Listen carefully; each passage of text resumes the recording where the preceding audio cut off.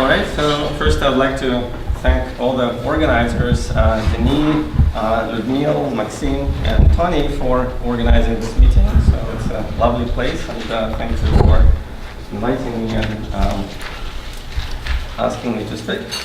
But I have to say that the request for the topic was a little bit stretched. So Maxime asked me to talk about 3D correspondence.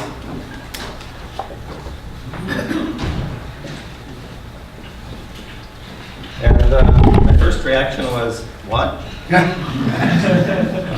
This is, I don't know how many of you have heard of this. Even if you did, you probably realize that it has no mathematical formulation. So that's why I was surprised. Maxime said, that's a great opportunity. And I thought a little bit and said, yeah, sure.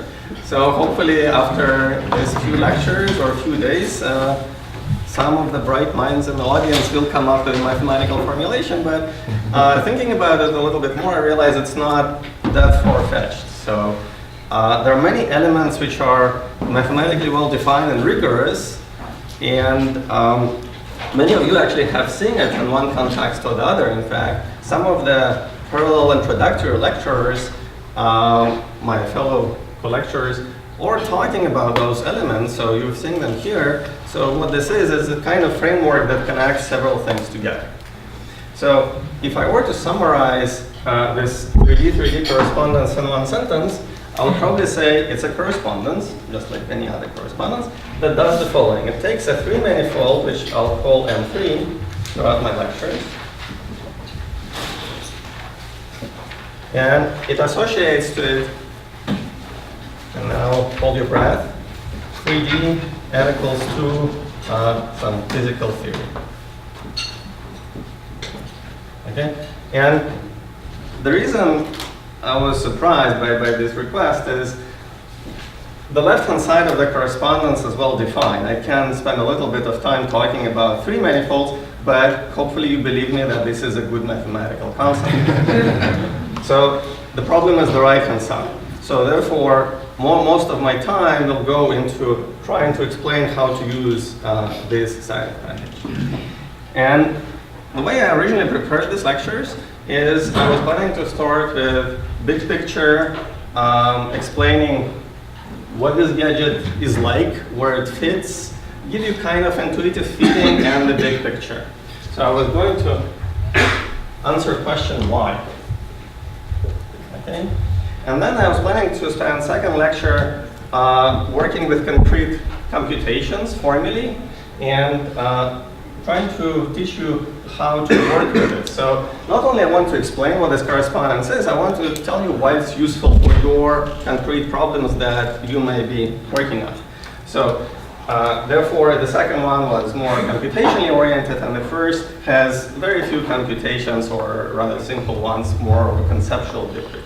And then I realized that there is no reason for me to put it in this specific order. I just, looking over my lectures on the way here, I realized they're completely interchangeable. So in fact, I can easily switch and start with concrete things.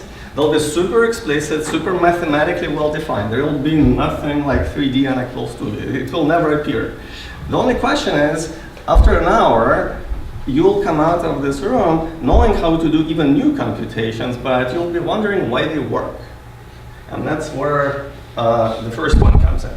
So in fact, I have no prejudice of whether I should start with the why question or concrete computation. So I realized it's also a matter of personal preference, and therefore I decided, since we live in democracy,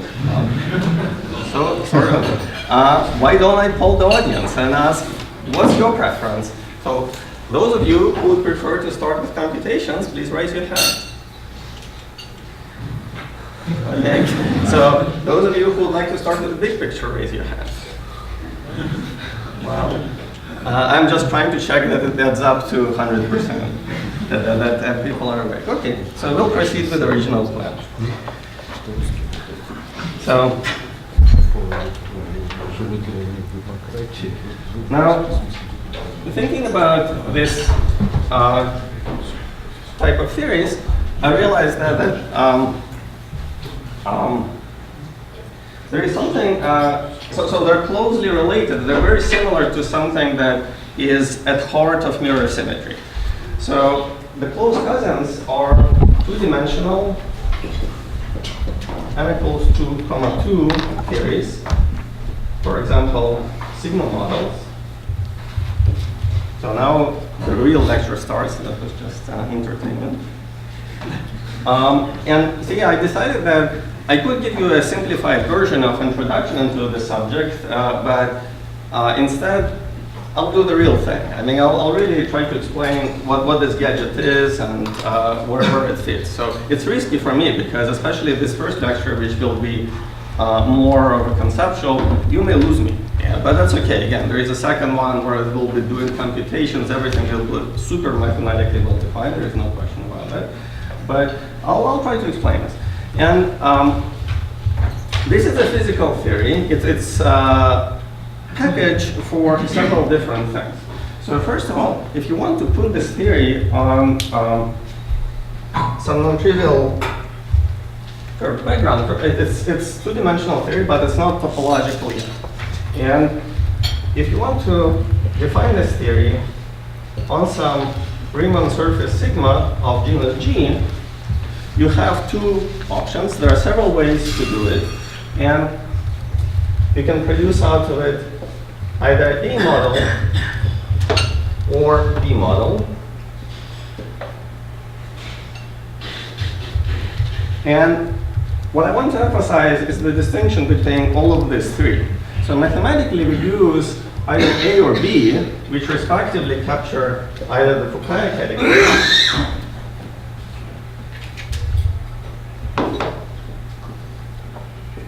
or a category of coherent sheaves,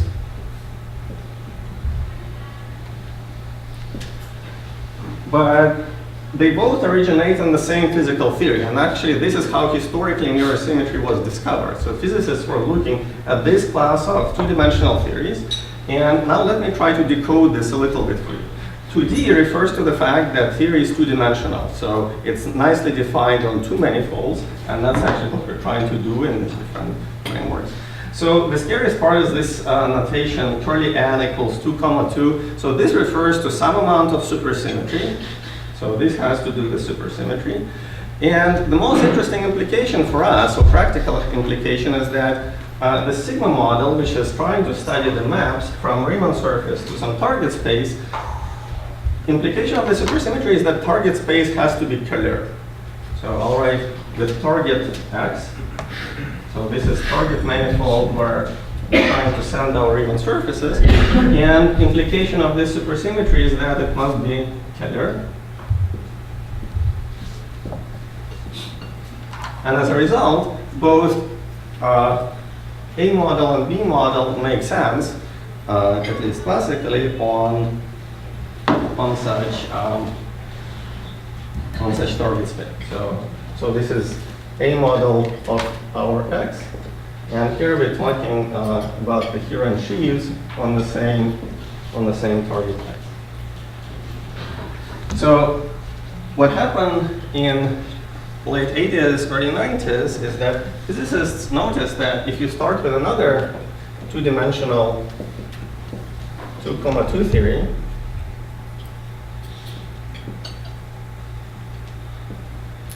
so sigma model with some other target space, then in a similar way, you can produce also A model and B model.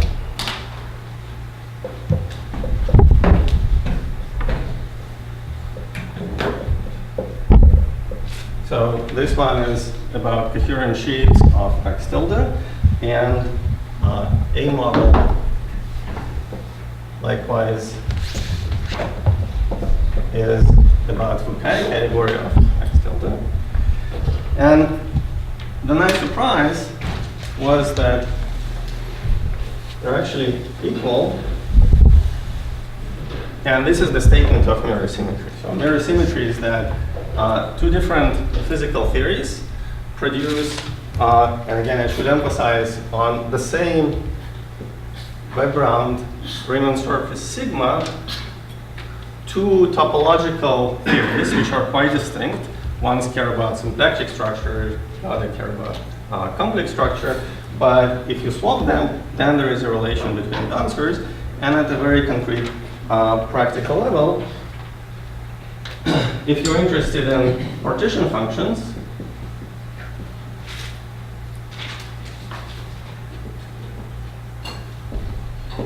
these are some concrete numerical invariants, some numbers that we compute, and again, second lecture is going to be precisely about computations of this kind of fellows, then the statement would be that a model partition function of x equals to b model partition function of x tilde, and vice versa.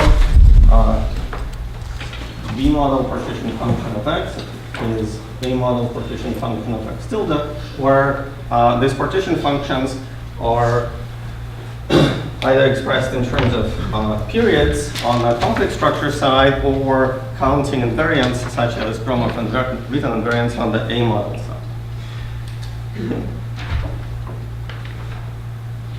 So what's going to happen with this 3d-3d correspondence is that it's actually a close cousin of everything I have on the board. So therefore, if one way to enter the subject, if all of this looks scary to you, is to think about analogous situation here, because first of all, theories that will enter this 3d-3d correspondence, they're really close cousins of these 2D sigma models. It's not a lie at all. It's true at a very concrete level, and many old physicists would definitely agree with me. They have exactly the same number of supersymmetries. They have both twists A and B, and so on. The only difference is that they leave one dimension higher. But other than that, they're pretty much similar to what appears in the standard mirror symmetry story. So maybe that's one way to think about gadgets that will be involved in our later discussion. And since I'm emphasizing the physical theories from which A model and B model are born, then again, this is not a lie, and this is indeed close parallel to the actual subject that I'm interested in. But this is not the only way you can put or compute partition function of such, before we go to 3D, this is not the only way you can compute partition function of a two-dimensional physical theory. And A model and B model are not the only things you can explore. So there is one cool gadget, which usually goes by the name of so-called vortex partition function.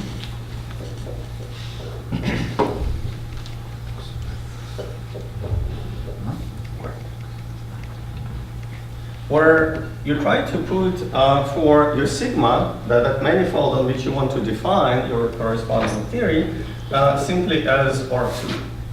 Okay? This is a strange choice because it's non-compact, so you may expect all kinds of divergences or problems associated to it, but because you made a very special choice, it has a symmetry. Namely, you can rotate R2, just normal rotations of the plane, and I'll call the corresponding group U1 subscript H bar. And therefore, if you want to compute partition function on R2, even though R2 is non-compact, you can try to compute equivariant partition. And that would make sense. So remember that if you want to work equivariantly, people sometimes write R2 with a subscript H bar or Q or some other parameters like epsilon. This simply reminds us that we want to work on a non-compact space but treat it equivariantly, which effectively compactifies. And now you can write a partition function called vortex partition function, which is a function of several variables. One of them is your equivariant parameter. The other is some other counting parameter. I'll call it lowercase z, and this is sum over m, z to the m, integral over the moduli spaces of vortices. I'll call it vortex moduli space, which depends on topological number M that, roughly speaking, counts the number of vortices. We'll talk about this in more detail later. This is basically first-term class of some line bundle. And what you want to do is you want to compute equivariant integral over this space of identity. And even though this space is non-compact, again, we'll see concrete examples even later in this lecture. When you treat the story equivariantly, it makes sense. And result depends on parameter h1. In a rational variable, the dependence on h will be rational or polynomial? In simple cases, it will be a rational function, each of this. But what physicists like to do, they sum over all topological sectors with some other parameter, formal counting parameter little z. And then this whole series becomes something nice. So the focus usually is not on individual term, though that's usually a nice rational function, but you see more forest for the trees if you sum it up. Again, I'll show you a concrete example at a time. So I want to make a parallel or comparison to another story developed by Nekrasov and many other people, including those in the room, where one studies a more complicated problem. So actually what we're doing in this lecture is easier version, but Nikita studied more complicated problem, more four-dimensional instanton counting.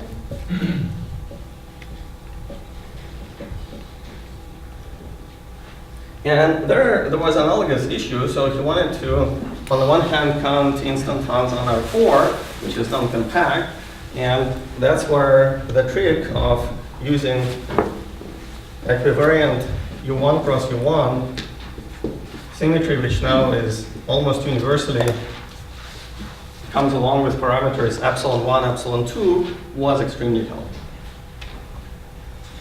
But so some of you may know this version of the story, but there is also a variant of the story that you may either know or heard about that involves K-theory or indices, K-theory version. And roughly speaking, what it involves taking your R4 and replacing that with R4 cross S1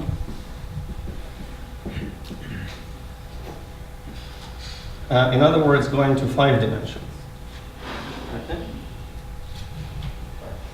So there are different types of computations that you can do with instanton moduli spaces. These are gadgets just like this moduli space is here. And you can compute either the volume, I think this is what integration of one really means, and work with equivariant cohomology, or you can work with equivariant K-theory. And both are okay. So you can study likewise either cohomological questions or forms which live in cohomology, or K-theoretic questions of instanton moduli spaces. And what it means, if you try to ask, okay, where does this come from, or is there a proper home of this K-theory computation, it's actually in 5 dimensions. And sometimes people quite often write, instead of K-theory version, they say 5D version of this instanton. Why is K-theory for what? Why is K-theory for the same sector dimension? That's a good question. I think it has to do with the fact that the way this K-theoretic computation is done, in practice what one computes indices of, so there's an index of a Dirac operator on this moduli space. And index has a home in K-theory on the one hand, but on the other hand, index computation is about taking a trace over some additional circle. That's the role of it. Exactly, yeah. So at this conceptual level, I can't really say there are many beautiful papers, although Nikita would definitely disagree with me if he was in the audience. That's a good question, but I think it's reasonably well established or clear, although this is one of the points that one might try to improve. The relation from 4D, I mean 4D to 3D to vertices, is it just analogy or you can just compute some? 2D. No, Right. no, So as Jan correctly anticipates, I didn't get there yet, but the reason I mention this is that nothing prevents us from asking about analogous K-theory version of a 2D computation. So I'll try to fit it on this blackboard, but I see that many people in the back already trying to raise and see what's below. Therefore, even though this is vortex computation, it's continuing across the boards over here. So can I ask something philosophical? So what's on this left side here? These are all gauge theories, where this was a sigma model story. That's very good. It's coming in 2 minutes. Oh. Yeah, exactly. So that's a great question. The fact that I'm anticipating questions in the way I prepared it means that I did a good job. Thanks. Okay, so what we learned or anticipate from this 4D story, which is more complicated, we won't need it in the full glory, is that maybe it's a good idea to ask analyze this question and try to compute some of these partition functions not in cohomology, but rather in equivariant K-theory, as far as vortex counting goes. And that would correspond to replacing R2 by R2 process 1. Again, if you want, you can decorate this R2 with the parameter h bar as a subscript to remind you that you're doing equivariant computations. And sometimes people write this equivalently. I mean, there are many notations for this R2. I should have mentioned even a moment ago that sometimes it's called omega background. There are many different names. And here in 2 dimensions, it's often written, and maybe that's one of the notations you'll see in the following lectures. You write it as a product of 2-dimensional disk, because if all you care now is equivariant counting and the fixed points, plane and a disk share the same thing. They share just one fixed point at the origin, and some people go even further. They say, oh, let's replace this disk by a cigar and think about equivariant rotations this way. It just intuitively is easier to think about it, where the fixed point is at the origin. Either way, whichever notation you want to use, or whichever notation you encounter in the literature, it means the same thing. It means 2-dimensional plane or cigar or disk across a circle, and you're doing some kind of index computation, example of which I'll show you in a little bit. Result of this computation is going to be the same thing, what we'll call vortex partition function, but it will be a K-theory version of this vortex partition function, which will depend in the same way on topological data and counting parameter little z, but instead of h bar, it will be more naturally written in terms of q, where q is exponential of h bar, or sometimes there is a minus sign here. In fact, I should probably give you both plus and minus. So this is what we should anticipate, again, just from this general analogy with 4-dimensional story, which again may or may not be familiar to some of you. But more importantly for me, this is yet another way. So here I presented one connection to 3D just by analogy with 2-dimensional physical theories which underlie mirror symmetry. And here I give you yet a different story, which Tony correctly points out looks like it's a gauge theory problem in 2 dimensions, which also naturally leads us to 3-dimensional theories. In fact, exactly of the same type that we need. There are just 3-dimensional lifts of 2D theories that have to do with vortex counting. And now I can try to answer Tony's question, and I was planning to do it in an example to relate gauge theory and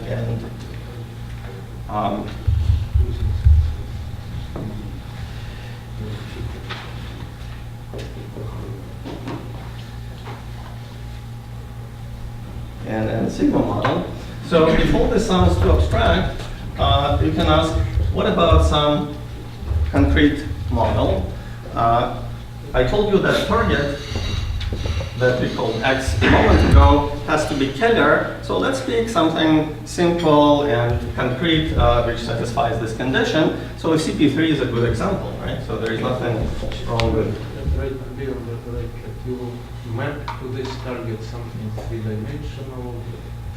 So that's a question to you guys. So after these lectures, I'll tell you lots of things about this 3D correspondence, and hopefully someone will formulate this 3D n equals 2 theory as maps or some other gadget into this target, or I don't know. So Jan was asking if I should now think about maps of three-dimensional spaces into this target. I didn't say this yet. This is not how we're going to use it, but maybe that's the right way to formulate this correspondence. Anyway, going back to this example, so let's take CP3. So what is CP3?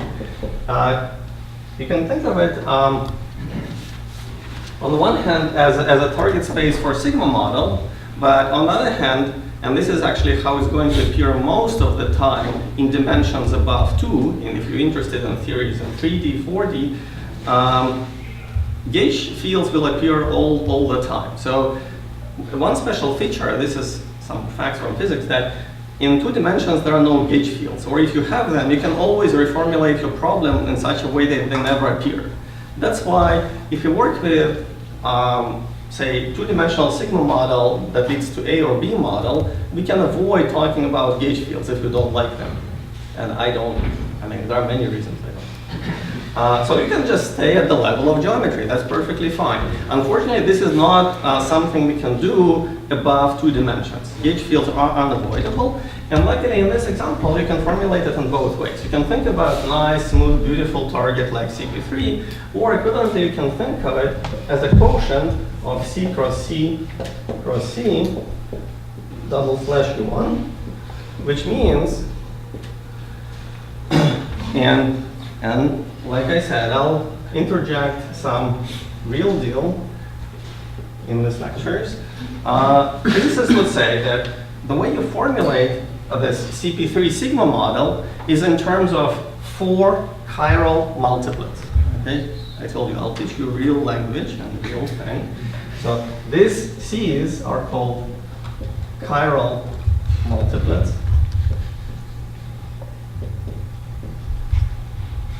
And not surprisingly, U1 in physics will be called gauge field or vector multiplet, something you quotient by.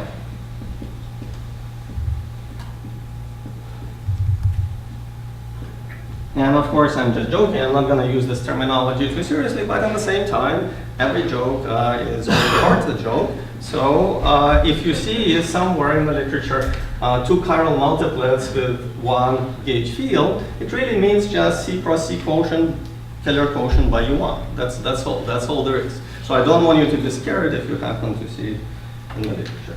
And what happens, therefore, we often write the same geometry in the following quiver-like notation, where for every Keller quotient by UN group, you write a circular node with n inside. So in our case, this is just U1. So I place 1 inside of the this quiver node. And every time you have such vector space that you want to quotient, you put the box over it. For example, if there were n such copies of C, I would say n sitting inside the box. In our concrete example, this is 4, and the fact that U1 acts on this space means they're connected by such a link. So this is quiver notation. That's very standard in physics literature, and you can use it both for 2D theories and 3D theories. What is the direction of the arrow? Direction. In this case, there is no direction. Yeah. So The it's circle not means really- something that It's, It's not really equivalent. it's not really a quiver. It's a quiver-like notation. So No, I mean, the box set, it's usually used for framing or something like that. And so then there should be. it's not a quiver. no, it's not a quiver. It's not a representation. standard quiver. It's not a. It's not a frame. representation It's of a. quiver. I mean, original quivers didn't have squares and circles. They didn't. So therefore, I'm not drawing a quiver. It's not a fair thing to ask me a question about quiver. I said quiver-like notation, where you represent it as a graph. And this is very standard in physics literature. The reason I want to introduce it to you is that you'll see it all over the literature. It appears in all kinds of papers. And basically it encodes, and I want to show in this concrete example, content that's completely familiar to you. It's basically Taylor quotient of c to the 4 mod u1. Yes? You guys will also do this with like non-abelian groups, right? Like you'll say pick some representation, put those in boxes, connect those to circles where the circle represents an SU2 or whatever. This is how you'll specify some non-abelian gauge theory? Or? Yeah, thank you. That's a great question. So the question was, just to repeat for the camera or louder, what happens if you want to introduce other representations? Because the moment I go to higher ranks, I have many interesting choices. And unfortunately, this simple notation with the link connecting boxes and circles usually refers to fundamental and dimensional representation of UN. So this quiver-like notation, of course, once you have more general representation, you either have to invent your own technology, but what you see in the literature most of the time is just this case. I see. So if you have 7 copies of the fundamental representation of SUN, it will be 7 and n in the circle. Correct. So 7 would say how many copies you have, and then 1 would, yeah. So I'm glad that there is at least one thing you learned from this lecture. Like I originally said, it could be scary. I think it's a scary thing. So what we want to do now is to put some of these things I just said together. And then, if time permits, do one simple little computation of this vortex partition function.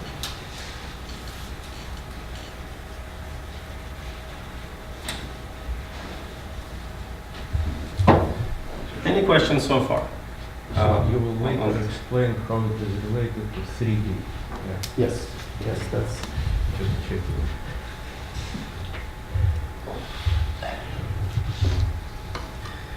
So the reason I started with a 2D and A model and B model is to emphasize that same physical theory can, which is 2-dimensional, and I'm going to use the real language 2, sigma model, can be computed on many different backgrounds, where you could say that there are several different partition functions that you associate to the same theory, namely A model partition function, B model partition function, and, if you wish, vortex partition function. So they're all a priori different things, but they live in the same hole. They start life from the same 2-dimensional 2, 2 theory. So that's the message, and some of the ingredients I hope are not terribly unfamiliar. So now, the point of 3D correspondence is that it does the same thing, just at this K-theoretic level that showed up a moment ago. So in particular, what happens is that, as already said in the very beginning, you start with a 3-manifold M3. Okay?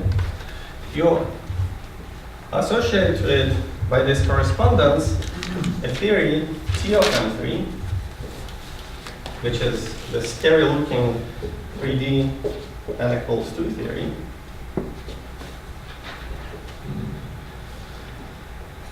And then you proceed further to compute all kinds of partition functions. And I'll give you examples in a second. And there will be more. These are just examples. And the way I want to think about it conceptually, if I were to draw an analogy of what this does, because this diagram is probably the most important conceptual picture of what I'm trying to convey in this first lecture. It's kind of similar to Grothendieck's theory of motifs. So it was developed in a hope to combine several different phenomena under the same roof, so that you can express your answer in motivic terms and then apply different specializations if you're really interested in either p-adics, algebraic number fields, or just normal cohomology. So these arrows that go are specializations of something, of some bigger entity that's unifying under the same roof different parallel computations. And in the second lecture, I'll show you examples of these different parallel computations. And if I didn't know that they come from the same roof, every time I would be surprised how parallel they are, how similar they are, and so on. What's the reason they're together? And again, today, what I'm trying to explain is that the reason they're together is that there is something kind of motivic unifying them in one framework. Okay. So for three manifold, you can choose anything you want. It can be closed. And to give concrete examples, you can ask me, maybe not today, but in the second lecture, what is, for example, theory or some invariant for length space? Basically, S3 mod ZP. That's a valid question. That's a valid three manifold. So therefore, if I'm not bullshitting, if this is really correct and works, it should work for any three manifold that you want it to be. So similarly, you can take Prius-Korn sphere, say sigma 237 or 1 per S sphere if that's your favorite, and that also should be a meaningful example. It can also be a manifold with boundary. And typical examples here are usually not complements. So you take M3 to be 3 sphere minus some knot. And this is a good example to keep in mind. Because if you want to do cutting and gluing of three manifolds, boundaries will be important. Now, what are we going to see in, so this is left column, like I say, it's extremely well defined. Three manifolds are meaningful in mathematics. There is nothing to explain. So here, when people talk about theory that they want to associate to some three manifold, they usually write it in the form of quiver-like notation that we saw over there. For instance, you'll see quivers like this. Okay, so it's a single node, but it has an arrow in this case, which starts and ends there. So once you start talking about, so there is orientation. There is orientation. And since I put a label here plus P, I also have to explain what that is. But you can suspect that what I'm giving you is an actual theory in the quiver-like notation for length space, because it's labeled by same P. Sometimes you'll see simple things like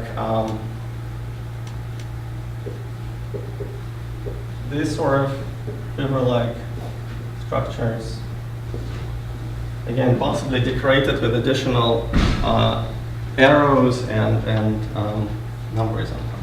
So from the topology of the manifold and this graphic information, we're going to write some Lagrangians? Or? Yeah, so physicists write Lagrangians not in the sense of Lagrangians of manifold in the symplectic space, but rather Lagrangians for actions of physical fields. Yeah. So basically, given this data, you can immediately write, for example, this circle corresponds to Yang-Mills action.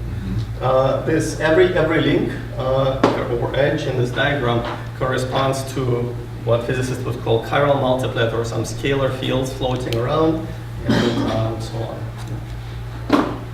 And this data encodes how they're paired together. So this is second column in this correspondence, which is this big groove. But most interesting column comes next. It's the last one. So you ask, what are the three manifold invariants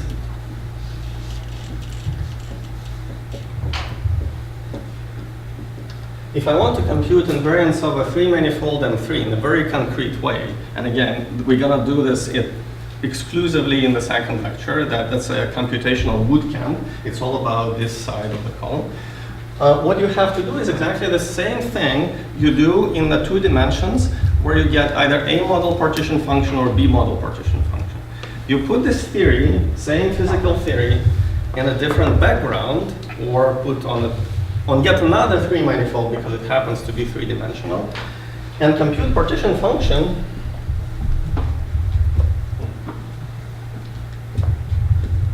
on yet another three manifold, and I'm going to call it M3 to distinguish it from original one M3. And this is now getting extremely confusing, even for physicists. because it just happens that in this 3D correspondence, there are two 3s. And there are two 3 manifolds appearing. And they play a completely different role. One of them is M3, the original fellow, to which you associate a theory which is labeled by The the fields live on M3, or where do they live? The fields? fields live on this other guy, on N3. On M3. Yeah, on N3. So M3, what does it do? M3 just tells you it tells you what field content to choose. So this squiggly arrow is the most interesting thing in some sense. It tells you that choice of theory depends on a manifold. So it's a meaningful question to ask, is there a 3 manifold to which this theory is a SQL model on CP3? But I don't know. This M3 just provides combinatorial information to write the Exactly. Lagrangians Exactly. of the fields on M3. Correct. Okay. Correct. Yeah. And so this thing satisfies like a cut and paste property in M3? Correct. So this is like a 3D field theory valued in 3D field theories? Exactly. Exactly. And then you're gonna say that like, it doesn't matter how you cut up M3. That's exactly. That's the second lecture. Okay. So I could have started doing these computations and then suddenly realizing, hey, what's going on is that I have invariance under Kirby moves or Kirby-like moves. And where does it come from? So again, today is philosophical framework which is trying to cover why. But like I said, tomorrow you'll see how it works in practice, what exactly is going on. You're absolutely right. You guys are asking very good questions. They indeed check out in a rather non-trivial way. But today my goal is to tell you, again, what's the big picture and what kind of things you're computing. In practice, if you are interested in 3 manifold topology, you want to know some concrete examples, some invariants of 3 manifolds. And the way they come out of this story is specific partition functions, analogous to A model or B model partition functions, or maybe vortex partition functions, where you make different choices for N3. And all of them are reasonably good. All these partition functions give the same quantum field theory. Well, these partition functions give different numbers attached to different quantum field theories, which are in turn attached to 3 manifolds. So therefore, if you're interested in invariance, you jump directly here. But what people noticed is that this jump always factors through some physical framework that, again, does not have a mathematical definition. That's why at first I hesitated to even speaking about it. But this, of course, does. And then once I get through this first lecture, I'll be on the firm footing tomorrow. So this is something like that. And here you have different choices. So you can choose M3 to be, say, a 3-dimensional sphere itself. Unfortunately, M3 cannot be arbitrary. Because if you want to compute partition function, it has to be just like with A model or B model, you have to do something, a topological twist. I mean, there are many details that go on the hood. But the upshot is that M3 cannot be arbitrary. It has to have certain symmetry. So it has to be nice, reasonably nice space, and then physicists again do various things to it. So, but there are lots of choices, plenty enough for us to work with. For example, there is a 3-sphere, and then it computes so-called 3-sphere partition function.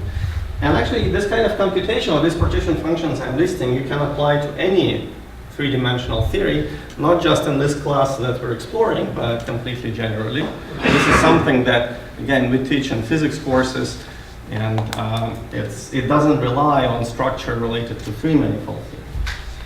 So then you can, for example, take R2 cross S1, viewed equivariantly. This will give vortex partition function, which we already discussed. You can also try to take M3 to be, say, a Riemann surface cross S1.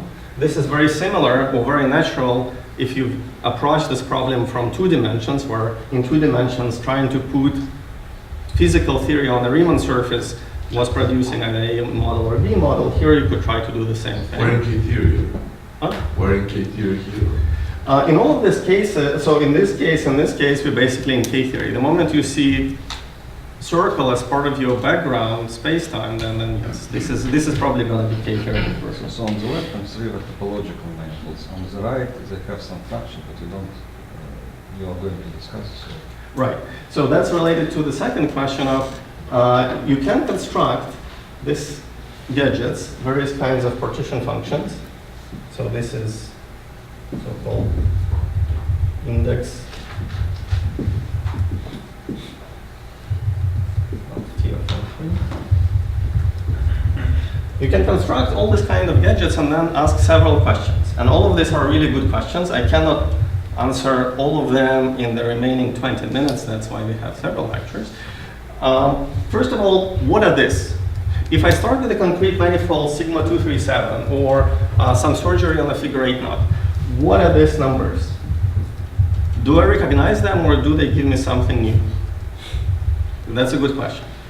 Some of them produce familiar invariants, some of them produce familiar invariants reshuffled in a new way. Some produce completely new invariants which have not been identified so far.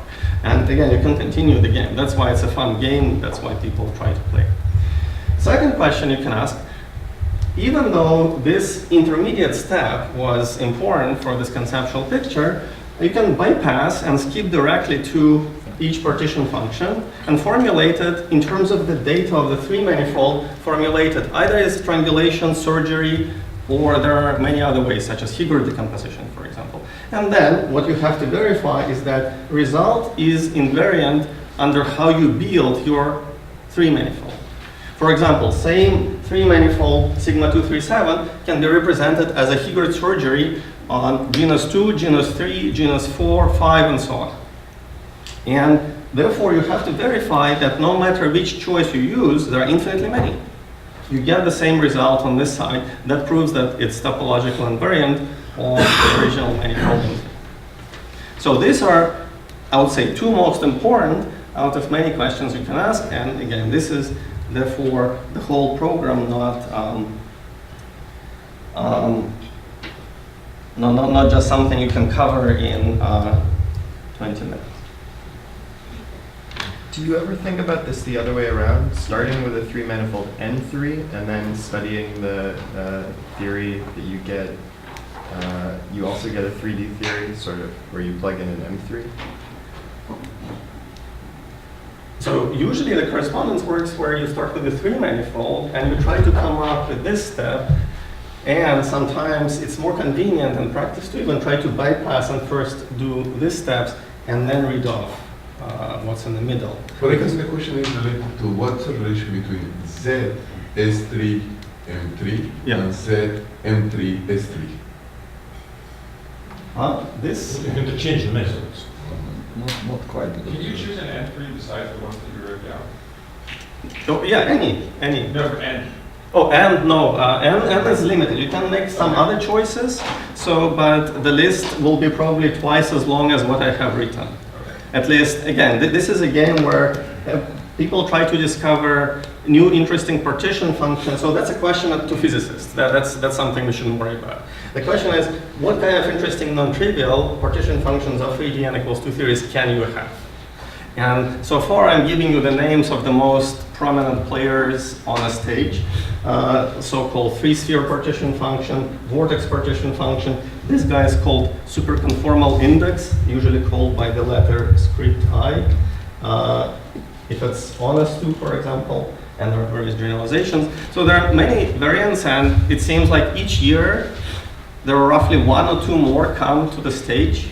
Usually one of these is not as powerful as the predecessors, but so there is progress. And but again, I'm more interested in application to three manifold. So to me, question immediately is, what does it compute?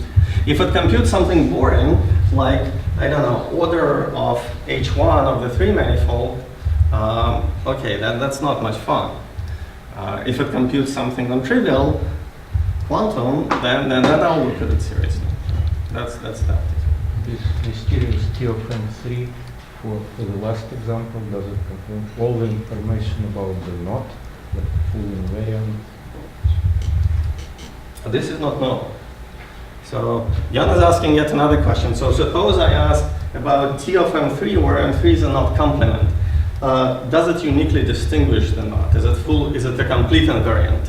That would be pretty cool to show this, but I don't think we have. It may, but. Okay, so one last bit of the big picture, and then luckily we're done with this conceptual part.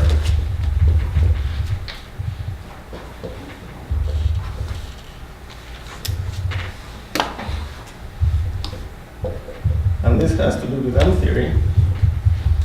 So let's get another scary part.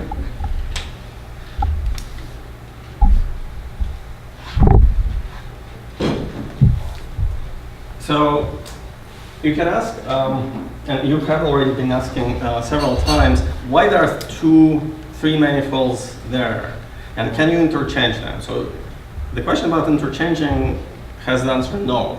Unfortunately, they're not symmetric. So M3 is fully topological, whereas M3, this other guy, has to be one of the special list. But the question about why 3 plus 3 has the following sort of answer. It has to do with the origin in 6-dimensional theory that lives on a 5-brane world volume. So it's usually called 6D 5-brane theory. It has its own supersymmetry, so physicists sometimes refer to that when they prefer to talk about this guy. And it basically lives on a product of M3 and M3. Okay? So that's your 6D manifold. So there is something 6-dimensional about it. Now, M3 is embedded in a local Calabi-Yau. So when physicists talk about this, they think about the following problem, which actually now may have a mathematical formulation. So I suspect if there is any chance of formulating this mathematically, this will be probably the best approach. So they embedded in Calabi-Yau, which is basically cotangent, total space of the cotangent bundle to M3. Because given any 3 manifold, you can form such local Calabi-Yau. It may not have a complete metric, but you say I don't care. And M3 again is not generic, and part of the reason is that the biggest dimension in string theory or physics is 11 dimension, is dimension 11. That's where 5 branes live. And if you try to do the same thing with M3, that would be the kind of tempting thing to do.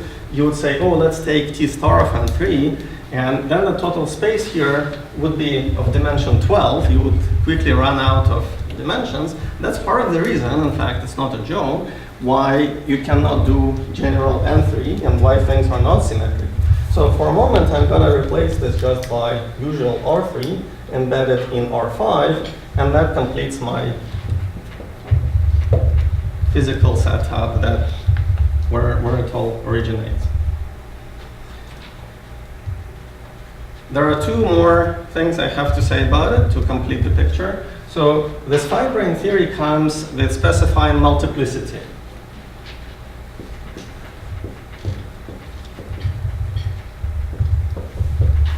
And this was part of the reason I was eager to erase n, because multiplicity itself is usually called n. And this basically means that we're going to talk about invariance, which, if formulated in terms of gauge theory, will be associated to gauge groups either UN or SUN. Namely, we'll be stuck in Cartan type A for most of the time. And generalization to other Cartans has not even been developed at any level, so therefore, forget about that part. And now, in this picture, there are basically, so this is complete framework again. I didn't cheat, I didn't lie to you, I didn't try to sugarcoat any of the statements, so you had to swallow a big chunk of physics today, unfortunately. But this is it, that's the real deal, this is the real setup. And now it can be approached in a number of angles. So notice that so far my focus was on this part of the geometry, namely this R3. This is where this physical theory T of M3 actually leads. When we try to replace R3 by other 3 manifolds, compute these partition functions, it's about this corner of the diagram. But as it often happens in physics, the same, you can approach same physical system from a number of different angles. And if you look at this part of the geometry, which is completely invisible to the 3-dimensional theory, what you see is something not that esoteric. You see Lagrangian submanifold sitting inside T star of M3. So that's pretty nice. That's Lagrangian submanifold in a Calabi-Yau.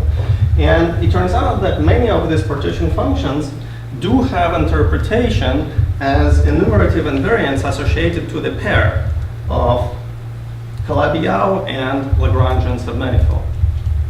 So therefore, you could say that, and this is not a big simplification, that this correspondence we're discussing is actually about generic 3 manifolds sitting inside T star of M3 and doing some enumerative counting there.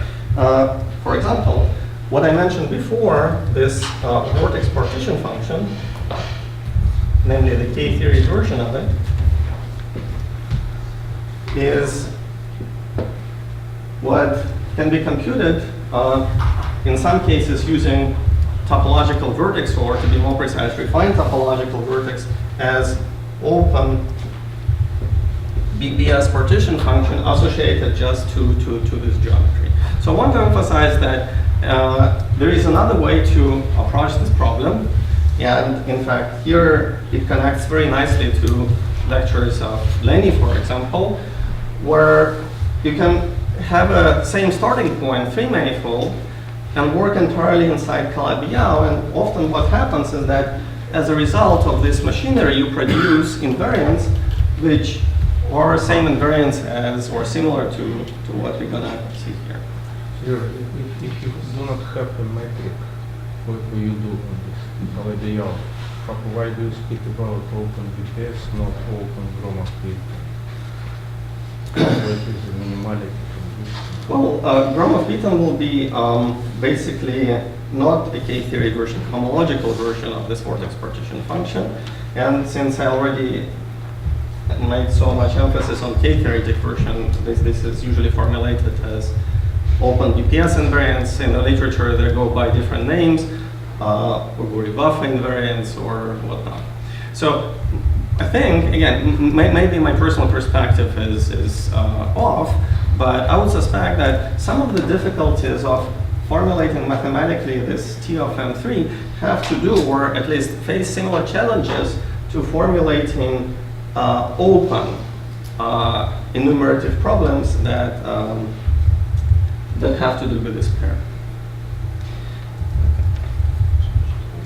So, can I have 5 more minutes?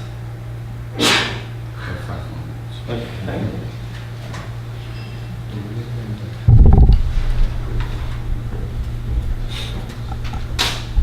I wanted to do at least one concrete example because this is a good conceptual picture. Like I say, now I want to leave this territory and start doing computations. And I wanted to do at least one concrete computation for this talk, even though the goal is to answer question why. So, as an example of this computation, I want to start with very concrete, simple quiver. Again, quiver-like object. And I'll put an arrow here, which basically means that in our game we have 2 basic ingredients. We have U1 gauge field, so it will be an action on some U1 bundle. And we have one copy of C, which I'm going to parameterize by variable phi. It's a complex variable. And now this is, again, a gauge type problem formulation of sigma model, if you wish, but it's a perfectly nice gauge theory. And associated to this is a set of vortex equations. that's actually how you would work out this vortex partition function very concretely in this example. You'll write that curvature of the gauge field is given by the moment map of its corresponding U1 action. There is This gauge field lives on N3. yes, N3. Yes, not M3, but N3. N3. So this is, think of this as what I'm describing is particular version of T of M3. I'm not telling you for which 3 manifold this is a real example. But this is an example of theory T of M3. Okay. So it's actually not so hard to work out by hand what is the corresponding space of solutions to this equation. So T is the real. Yeah, T is a real parameter, which I decided to introduce to avoid.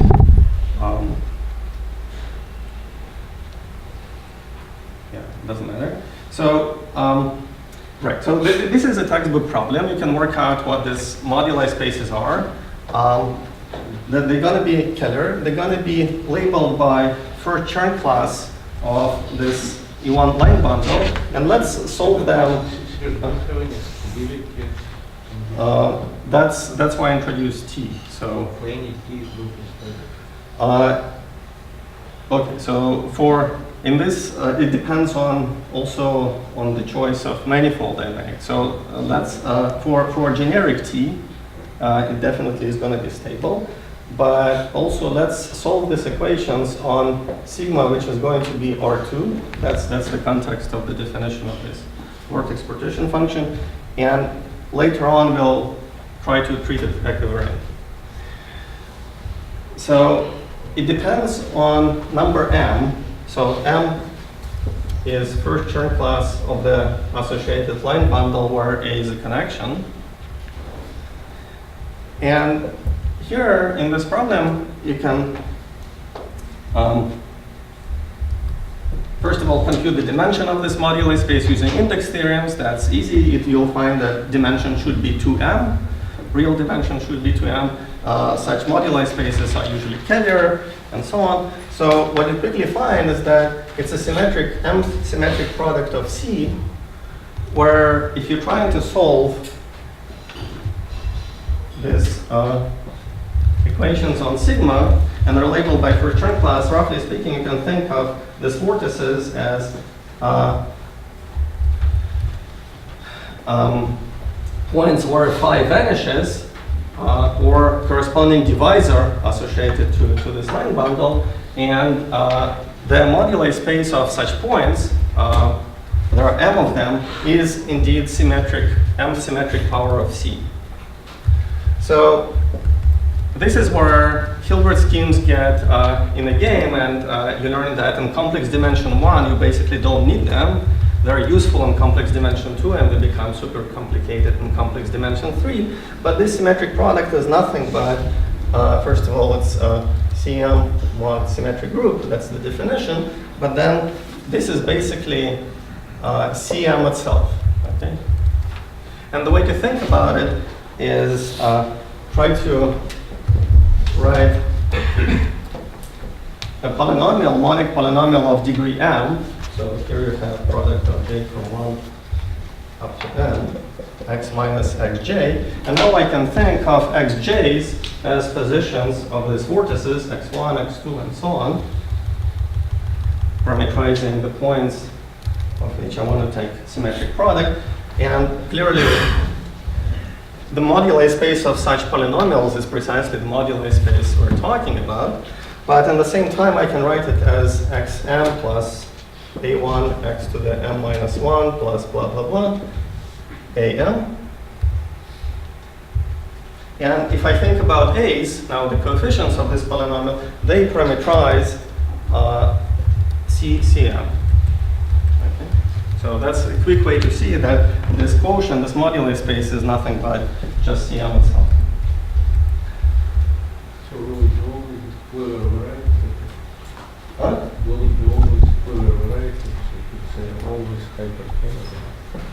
It will always be Keller. It's not hyperkeller because M can be even or odd. It can be anything. So since my time is running out, let me quickly summarize for you next step.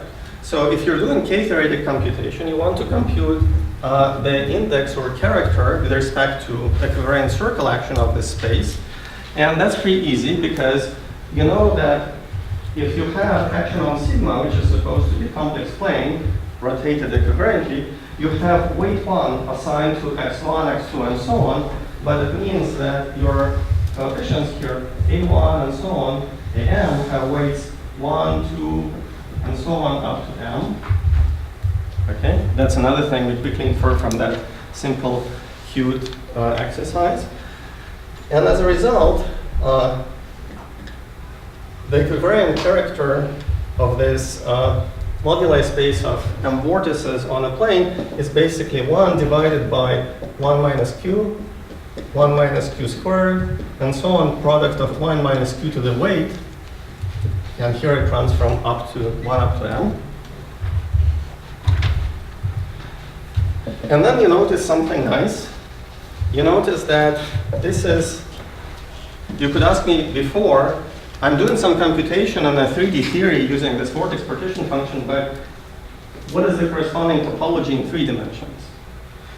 And you notice the following, that this is actually nothing but bottom row of the colored Homfly polynomial of the unknot. Okay. Where you color it by mth symmetric power of fundamental defining representation. If you assemble it into a vortex partition function just like we defined it before, so this is going to be an example of this K-theory vortex partition function. We need to sum over m. So we need to say that m runs from 0 to infinity, z to the m, and then multiplied by q character of this vortex moduli space. Okay. So you basically take each of these answers and sum them up. And you get a very nice formula that you can also write on the product form, where product goes over I from 0 to infinity, 1 over 1 minus qi times z. Okay. So finally, and I promise I'm gonna stop right at the next statement. You can do computation using refined topological vertex, or in this computation of vortex counting, try to keep track of homological grading of moduli spaces. And then what you find is an answer which has a very similar form. It's a product of 1 minus q1 to the power I, q2 to the 1/2 times z. And here I introduce two variables, q1 and q2. If you set q2 equals to 1, you get to the previous computation. That's why it's called refined. It's refining the previous answer. And there are several ways to get there. So the way it comes out from this refined topological vertex computation, it involves sum over Schur function for partition mu, contracted with this topological vertex, which is function of q1 and q2, also depends on mu. And in the toric diagram notation that you might have seen in Lenny's lectures, it looks as follows. So this is toric diagram of the corresponding vertex setup. If you haven't seen it, don't worry. This is just a side cut. Now, I want to ask you to do the homework and repeat this computation, at least for low values of little m, when you have 1 plus p and 1 plus p in each of these nodes. Okay? What you're going to discover is something interesting. You're also going to find connection interesting connection to low-dimensional topology, even if you know nothing about this 3D correspondence. But I hope that today's big picture wasn't too vague and too opaque. So I apologize if it was, and promise that tomorrow we'll start with low-brow computations, and then there'll be no conceptual material. Thank you. Questions? So if the three-manifold N, where the gauge field lives, has rank of H1 greater than 1, you get multi-variable partition functions. So your vortex model spaces will not be parameterized by any integer anymore. So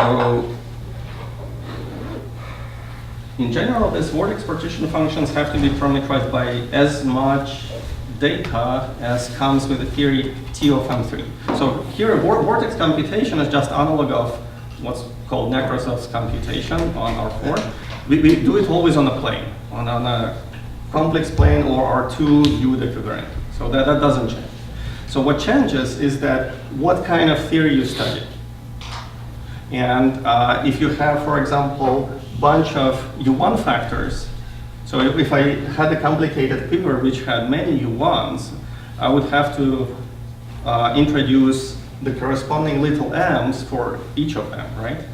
And therefore, you're right, I would have different topological types of line bundles living on a plane, and I would have multiple, so this m is called vortex number, or vorticity. So I would have different little m's, and I would have to sum over all of them, indeed, introducing different little z's as counting parameters.